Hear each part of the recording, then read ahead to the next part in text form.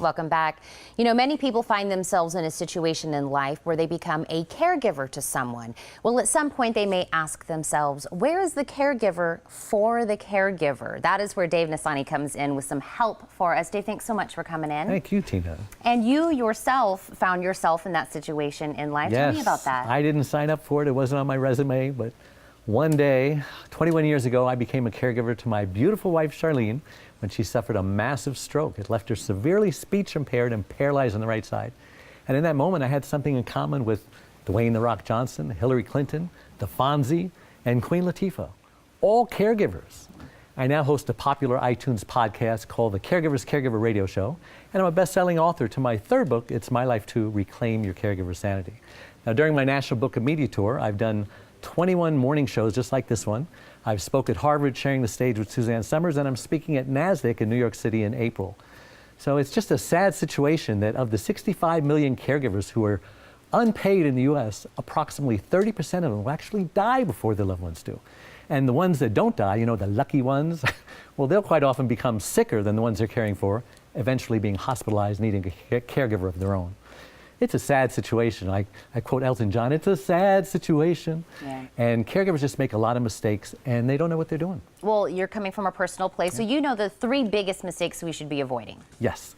The first biggest mistake to avoid is caregivers make a lot of mistakes when they don't put their needs first. Now, the airlines tell us every time we go on an airplane that an oxygen mask will fall.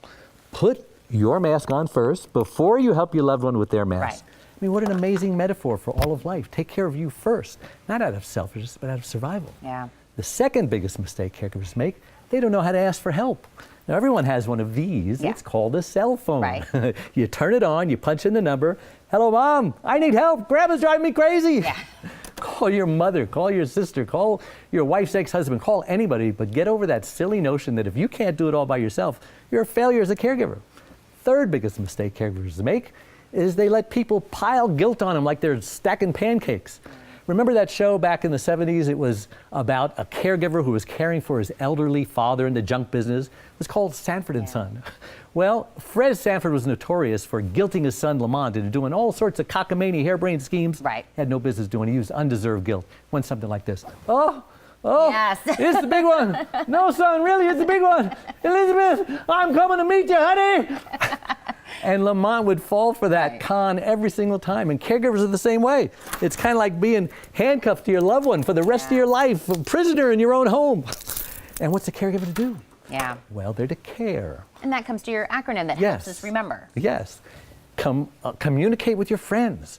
Don't isolate yourself. Caregivers need a life outside of caregiving. Yeah. A, ask for help and be specific. And for goodness sakes, when help is offered, don't turn it down. R stands for rest. Caregivers need 8 hours rest every single night.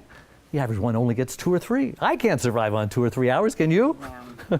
And the E stands for eat healthy, nutritious foods. Don't eat junk food. Junk food's got sugar and chemicals and processed ingredients. All that stuff will kill you.